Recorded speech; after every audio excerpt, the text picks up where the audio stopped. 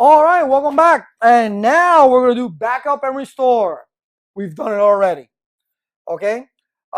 We know as IT professionals that we should always back up our equipment, our servers, our DC, our switches, our routers, preferably to an offsite location. Why is that? Because in case of fire, right?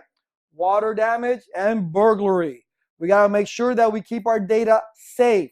So we must back up and restore. Not only that, if we lose information, we have it backed up, we can always put it back in, right? So what we're going to do in our packet tracer is a backup and restore. You see, we have an on-site backup and an off-site backup, but you'll see that in the lab. I will see you there.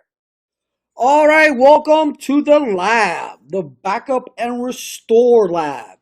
I mean, this is not the first time you've been doing this. This is part of the original CCNA, but for whatever reason, they want to put it in and emphasize on that it's a very important administrative task. So we'll go over it. And as you can see, I have two servers. We're making this very, very advanced. We have an offsite backup and we have an on-site backup. All right. So we're going to do both backups of our iOS and our startup config and the same thing. Now, obviously, like we talked outside our presentation, there's other types of backups, incremental backups, daily backups, full backups that you would do on all your devices. All right. DCs, like we said in the presentation, DC servers, computers, things of that nature. All right. But we're going to do this here. This is Cisco. So we're backing up our iOS and our startup config. So let's go ahead to router one.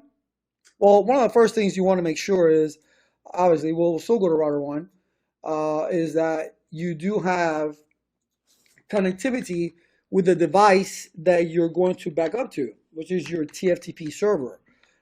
We're going to test our on-site and off-site backup. So I'm going to ping 192.168.2.1, and I do have connectivity. Awesome. So the first thing that we're going to back up is our iOS, our operating system of the router. So easiest way of doing this, because the iOS has a lengthy name, we do show flash, and then we can see the bin file is what we're looking for. And what we're going to do is we're going to go ahead and copy that, because we're going to need it and we're not going to want to type it. All right, and then we'll go to global configuration, config T, and we're going to say copy flash TFTP, because that's where the iOS sits, and hit enter. Oops, sorry, it's from privilege mode. Sorry. Copy flash TFTP, so used to TFTP. All right, and then it says source file name. Well, the source file name, we just copied it, so just paste it on there. All right, that's the source file name. You're gonna hit enter. And let me expand this out a little bit so everything can look nice and neat. Then the address or the name of the remote host.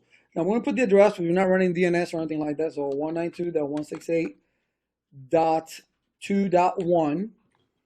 And now whatever's in brackets, as you already know, it's the default, and that's the name it's going to use. Well, that iOS already exists in the TFTP. We're going to give it a name. All right, we're going to call it, this is the R1, is it this? R0, sorry. R0 underscore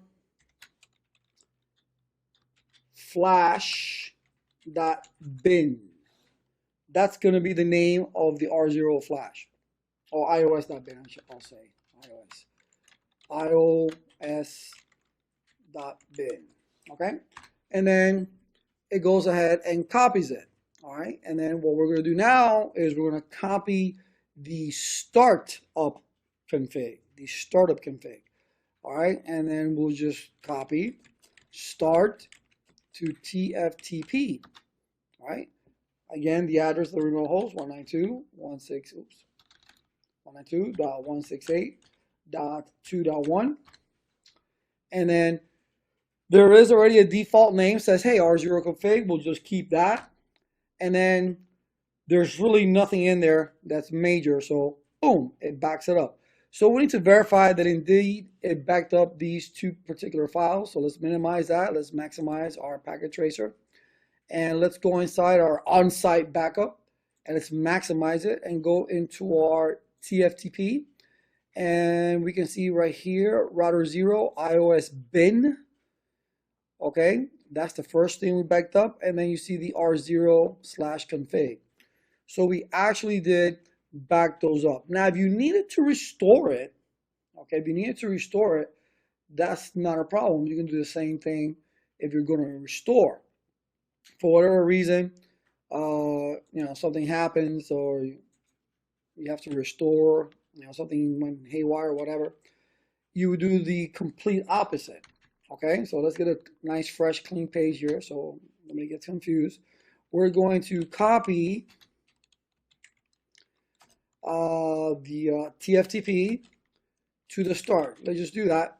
I want to do both really. To the start and hit enter. The address or name of remote host, which is the router in this particular case. So we're talking about 192.168.2.254. And what is the source file name? Well, it was R0 hyphen CNFG,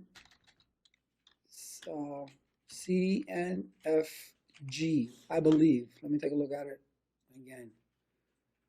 R0 CONFG.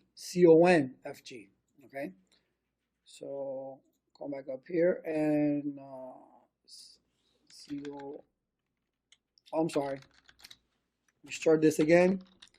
All right, let's do our copy. Copy. Yes, that copy gets you to start. Same host, because that's where the file's at. Sorry, that's what I'm looking for. The source file name is going to be R0/CONFG, enter, and we're going to copy it to the start config. We hit enter, it got copied. Obviously, nothing was changed, so show run or show start. All right, and we can see that our information is there. That's all there's to that. I mean, we can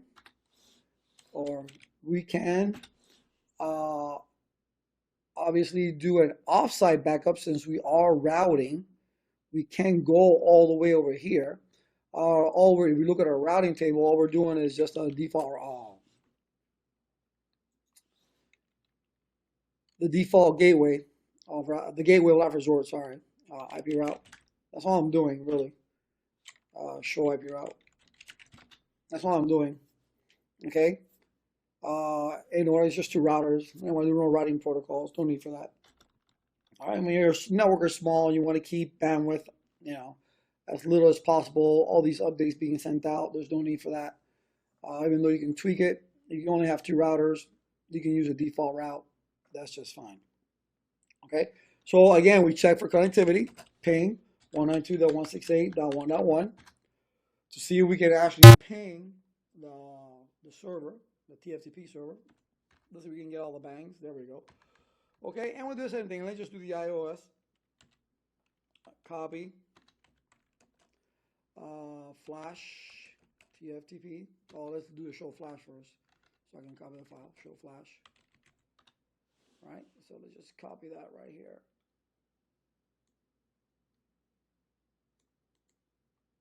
All right. And then we'll go ahead and do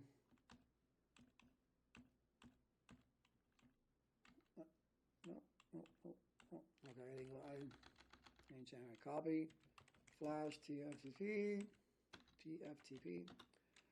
source file name. We'll just paste that puppy right in there. Okay, the remote file name will be R0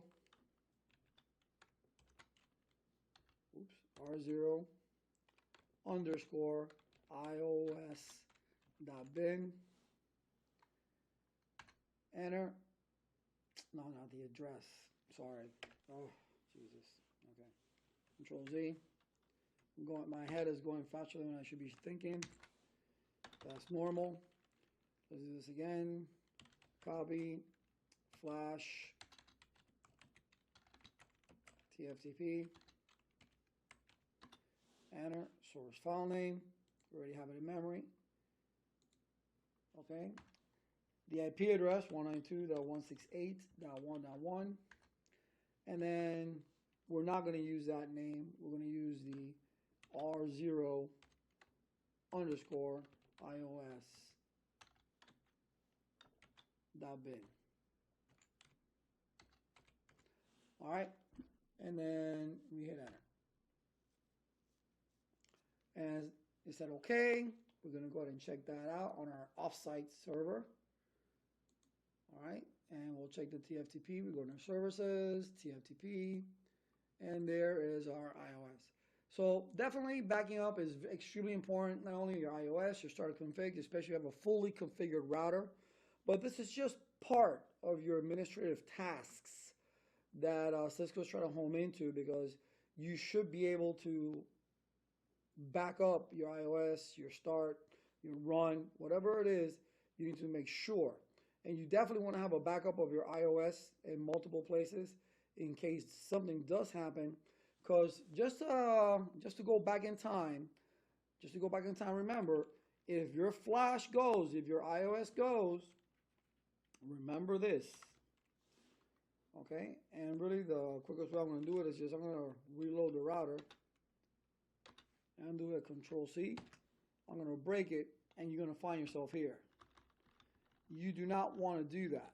That's why you want to have a backup of your iOS.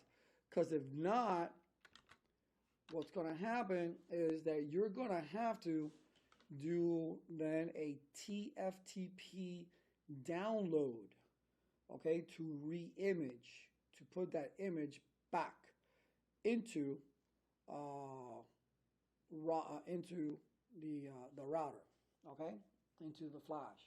So you want to make sure that that doesn't happen, and you have a backup of that iOS. That's why not only is firewall is important, but physical security and user access. Obviously, nobody should have user access to your routers if they don't need to be going into there. All right, so make sure you have. Those are just administrative tasks that you saw in the original CCNA, which is, if you have it, you should know it. These are just new topics that they want to home in on, okay, which is just backup and restore. All right, alrighty then. I will see you outside. All right, easy stuff, right? No big deal. We backed up our iOS, we backed up our startup config to our onsite, and then we chose to back up our iOS to our offsite. All right, not a big deal. We got to do it. You saw that I showed you ROM monitor mode. You don't want to find yourself there, because if you do, that means something happened to your flash, right? Something got corrupted, and that's where your iOS sits. So you got to make sure you have a backup of it. So that's what this lecture was all about. Backup and restore. See you in the next one.